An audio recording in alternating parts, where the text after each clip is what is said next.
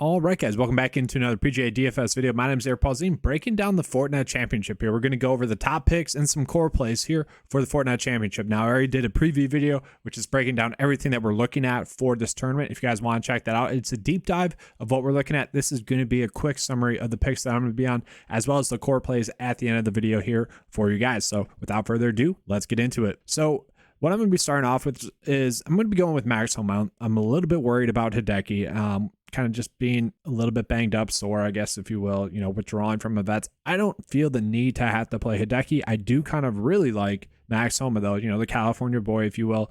Max Homa is a play that I really like. The defending champ from last year. He also made a start at this event 2 times prior to that. Not the best 62nd and 60th place finishes, but you look at what he did last year, making 19 out of 20 cuts. That is absolutely phenomenal. Finished with a 5th place finish at the Tour Championship in his last event. He should be a solid play. And that kind of brings up a good point, is that the most difficult part about the Fortinet Championship this week is kind of figuring out where players are at mentally. Okay, we have a lot of Korn Ferry Tour players coming in, and a lot of new players coming into this season. Where are they going to be at mentally? Are they going to be content with making the PGA Tour, or are they going to be ready to go mentally? You got a bunch of golfers coming in from the FedEx Cup playoffs. Some of them are just happy to have retained their PGA Tour card. Some of them are players like Max Homa, who ideally he would have liked to have won the Tour Championship, but he was probably pretty happy and kind of, I don't want to say checked out in the playoffs because he knew he couldn't win, but the different mentalities at each stages of the playoffs is definitely different. And then we have a lot of golfers that, just didn't make the playoffs or played in one event in the playoffs that are playing in this event because, well, they kind of have to. They need to get off to a good start. So that is the difficult part of this tournament. And I kind of bring that up because mentally, where will Max Homa be at as the defending champ? I think he'll be able to handle that fine. I'm not too worried about that. So yeah, Max Homa, I like a lot as a play. And the nice thing about it is no one is priced at above 11K. So a player like Max Homa, you can easily fit in there. Another player that I absolutely love on the site is going to be Corey Connors. So Corey Connors is ranking out as the 3rd best pick in the 9-to-5 mile this week. Corey Connors really just a stellar play. He's the top staff in the field this week as well. So that also bodes well for him. So where are the key stats that we're looking at? It's going to be good drive percentage. We've seen that golfers that are hitting the fairways are setting themselves up a lot better, and then ball striking attached to that as well. The strange thing about it is we also do see strokes gained off the tee be a key factor as well. Apparently that's just by hitting more green or hitting more fairways rather than bombing and gouging it down the fairway. Or bombing and gouging it into the rough. So very interesting there. But yeah, Corey Connors ranking out as the top staff in the field, and he ranks out top 10 or better in all the key stats that we're looking at. So really like that from Corey Connors.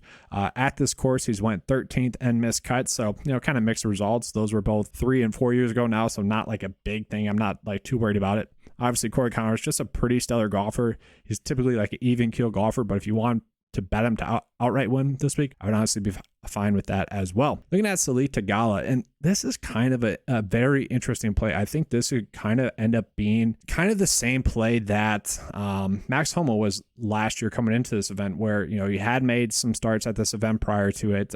California guy, fan favorite, everyone loves him. People have seen him be on the stepping stone of taking a victory. Obviously Max Homa won prior to that, but Sahith Theegala on the stepping stone of winning. I think he could come through. He's finished 47th and 14th at this event. Not the best staff at only 25th in the field, but specialist wise, he ranks out top 12 in the field. And then for those of you guys that don't know, specialist is just looking at all the key characteristics for that week's tournament, like location of the tournament, style of course designer, greens, fairways, course length, and all that stuff.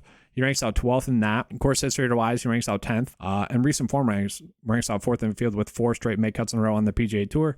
Missed a cut at the 3M Open. Hurt a lot of people there, but prior to that, had been playing some great golf. It was just kind of a one-off missed cut. So yeah, Sahith Theegala does make a lot of sense, and I think a lot of people are going to be playing him because they kind of think he's going to be due for that victory as well. From there, we go down to Taylor Pendrith, who I think is just a stellar play. He finished 36th at this event last year, and he ranks 6th in good drive percentage. He ranks 9th in ball striking and then 6th in strokes gained tee to green in the field over the last 10 starts on the PGA Tour. So really good stuff there from Taylor Pendrith.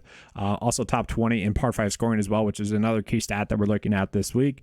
Recent form wise, obviously really spectacular. 68th at the FedEx St. Jude championship, not the best, but besides that, 8th, 13th, 2nd, 11th, 12th, 13th, you know, he had just been in some great recent form. Overall ranks out as the 3rd best in recent form, 4th best stat fit, and 2nd best pick in the 905 mile. Taylor Pendrith is a golfer that I'm going to be going out of my way to play this week. Then you look at Cameron Davis. So Cameron Davis has finished 36th, miscut, and 17th at this event. Key stat wise, you know, nothing suggests that he's going to struggle. And he does have a few good key stats. Strokes gained to the green, 9th in the field, and then ball striking 12th in the field. We'd like to see that there from him. He's actually in the best recent form in the field over the past 10 starts, 10 straight made cuts. A lot of them have been top finishes as well, like top 20 finishes there. We can see that there from him, just, you know, in good recent form at the end of last year. Okay, he should be someone that we, you know, can see it continuing, and honestly, he'd be someone that I could see winning as well. So Cameron Davis, Cam Davis, if you guys want to play him, I can back that up. I think he'd be a good play. Moving down into the mid tier now, there's a lot of interesting names, and I think a lot of people are going to gravitate towards like Taylor Montgomery, a Korn Ferry Tour player who just absolutely lit it up. We can see that recent form is very good there from him. Not that many starts in the PGA Tour, really just the Farmers Championship last year. 57th at a different event as well, and then a miscut. But Korn Ferry Tour wise, he absolutely lit it up. I think he's a player that a lot of people are going to be excited to play, and you can easily play him if you want to. Trey Mullinax, not a Korn Ferry Tour guy, but he is someone that stepped up at the end of the year last year, and I think he's someone that could be low owned and would be a great pivot from someone like Taylor Montgomery. So if you want to play Trey Mullinax, you can certainly do that as well. But the one player I think would be on the most is going to be Justin Suh. So if you guys remember my videos from 2 years ago, I've been hyping up Justin Suh for a while. So he finally came through last year at the on the Korn Ferry Tour. I believe he's their Korn Ferry Tour Player of the Year. He won the Korn Ferry Tour Championship, had the best results on the Korn Ferry Tour like he should be. I mean, look at these results, guys. They're just absolutely phenomenal. He's a California guy as well, okay? And he finished 58th at this event last year. Given how well he dominated on the Korn Ferry Tour, he's going to be tough for me not to play. At 8.2, like, it just makes a lot of sense. He's a guy where kind of he was expected to be a stud, kind of struggled, and now it seems like it could kind of maybe figure it out. Maybe he just couldn't figure out professional golf for a little bit there. Justin Suh makes a lot of sense as a play this week. Going on into the low tier now. I actually like Andrew Putnam a decent amount. He's at 50-1 outright wise, which, you know, not that nice of a number. I don't mind him as an outright, but it's kind of, I would have thought that'd be like 80-1. But Andrew Putnam here, guys. Andrew Putnam has finished 30th and 36th at this event. Not the best stat fit. That's the worry. He ranks 39th in the field stat fit wise, but specialist wise ranks out 5th in the field. So that is good. Recent form wise is top 10 in the field. We can see his recent form 23rd, 5th, 27th, and 11th place finishes. Those are really good. Overall ranks out top 10 in the 9-5 model as well. This is a great value price point for a guy that should be able to make the cut. Going lower down into the low tier, there's not like a lot of plays that I love, but there's some okay plays. Like you go with Michael Golick, he should be fine. Like a guy that, you know, played pretty well at the tail end of the season last year. He's not someone I'm crazy with, but you know, if you end up playing him, I wouldn't fault you for that. He's finished 66th, 14th, and 49th at this event in the past. Like, good starts there. I don't mind him. We go down to players like Patrick Rogers. Patrick Rogers has made 4 straight cuts at this tournament over the past 4 years. You know, top 20 stat fit, top 25 in recent form rank, top 20 specialist, top 20 in the 9-5 model. Like, he is kind of just clearly mispriced. Now, if he were to play Korn Ferry Tour events, like I would assume he would kind of just dominate those. So we're kind of giving him that bump compared to those other Korn Ferry Tour players that are getting like priced up because they dominated on there. I would assume a player of Patrick Rogers' caliber would go on the Korn Ferry Tour and just dominate. So I don't think he should be discounted because of that. You know, another player that I really like is going to be Mark Hubbard. So Mark Hubbard had kind of like, I don't want to say 3 events in a row in which it seemed like he could win, but he definitely had the Barracuda and the Barbasol Championship where it looked like he could win. We always talk about like the mental side of like golf. It does seem like he was just like not mentally ready to go at the Rocket Mortgage Classic where he went 68th and then 74th. Like that's just kind of what it seemed like. And then miscut the FedEx St. Jude, like, oh well. At this tournament, he's went 16th, miscut, and 13th. Like, I will still take him as a play. He ranks out top 30 in the 9-5 model at 26th. Recent form rank is still top 20 in the field.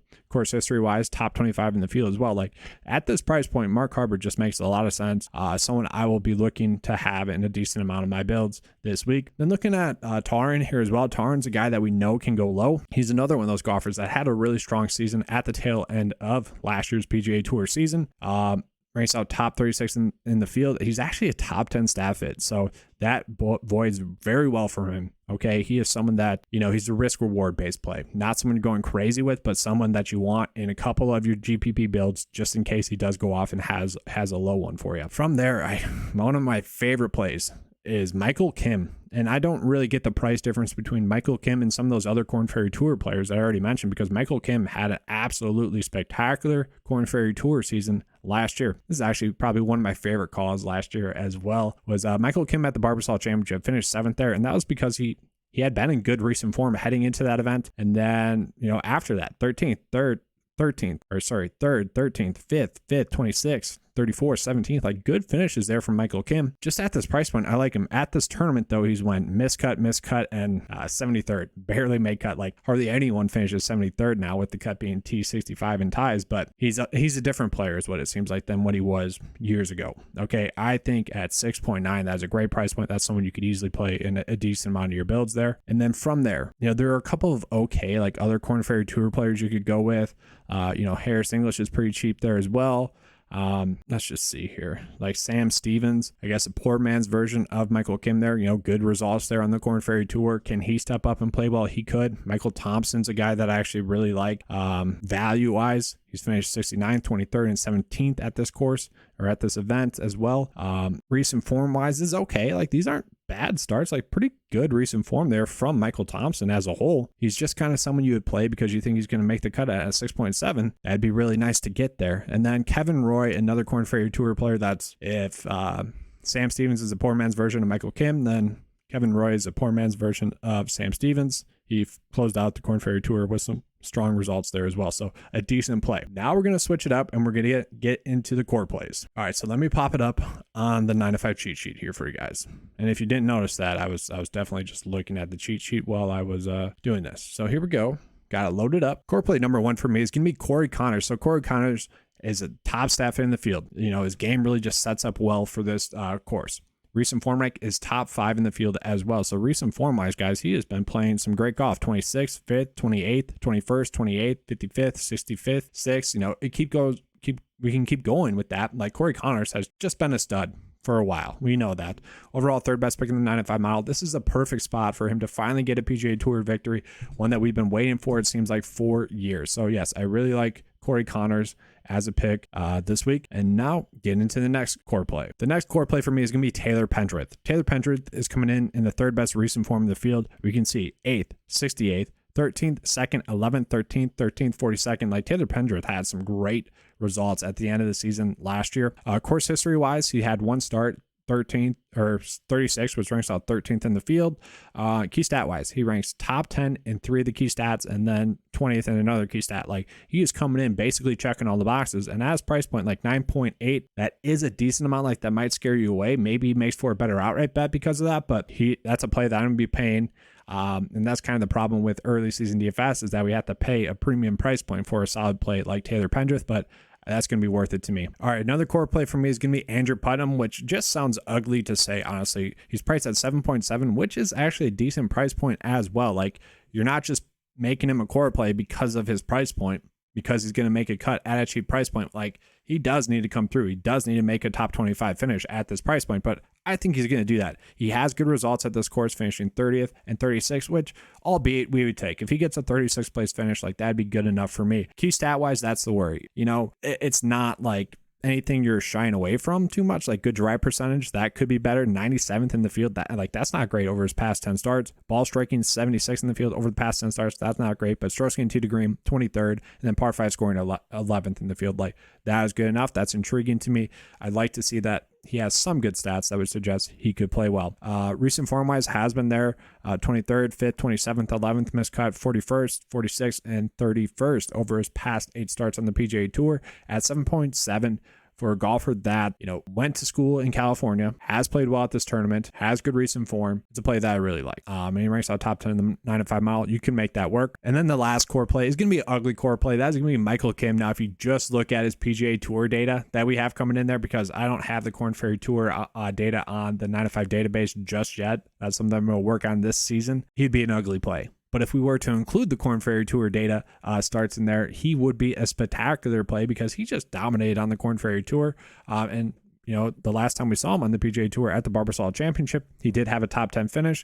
So he's a golfer that I'll be looking at 6.9. I think that's a great value. And obviously at 6.9 as a value play, all you are hoping for is a made cut. And I think Michael Kim is going to give that to us this week. But that's all I have for you guys for this PGA DFS video. If you guys enjoyed this video, please like and subscribe. That does help out the channel a lot.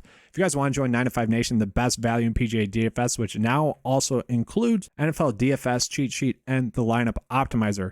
So I put everything into one 9 to 5 membership. So the golf stuff, the NFL stuff, and then the NBA cheat sheets in there as well. Not a big deal with the NBA cheat sheet, but it's great value out there for you guys. So if you guys want that, it's out there for you guys. All right, that's all I have for you guys this week. Let's have a good weekend as always, guys. Let's keep cashing.